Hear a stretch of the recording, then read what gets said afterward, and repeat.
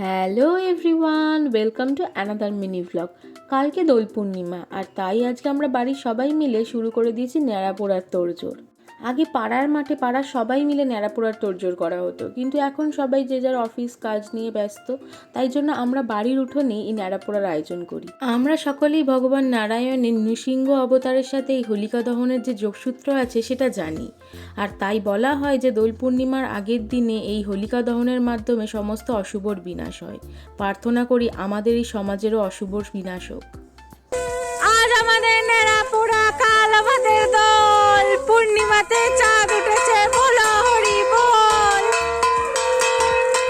আজ দোল পূর্ণিমা, তাই সবাইকে জানাই দোল পূর্ণিমার অনেক অনেক শুভেচ্ছা আর ভালোবাসা।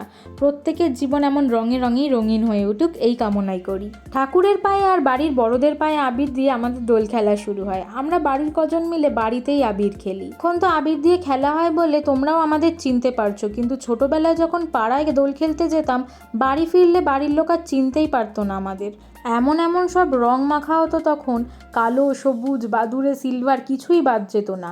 আর গরু মোষদের যেমনভাবে ঝামা দিয়ে ঘষে স্নান করানো হতো, আমাকে আর ভাইকেও মা পুকুর ঘাটে নিয়ে গিয়ে ওরকম ঘষে মেজেই স্নান করাতো। এখন আর ওইভাবে রং মাখতে ভালো লাগে না, কিন্তু ওই দিনগুলো সত্যিই খুব মিস করি।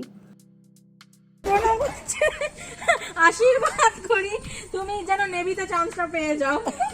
মানুষ যে নেশা না করেও মাতলামি করতে পারে সেটা একে দেখলে বোঝা যায়। আজকের জন্য এটুকুই, দেখা হচ্ছে নেক্সট মিনি ব্লগে। তোমরা চুটিয়ে রং মাখো আর খুব ভালো করে হোলি খেলো। সুস্থ থেকো, ভালো থেকো, টাটা।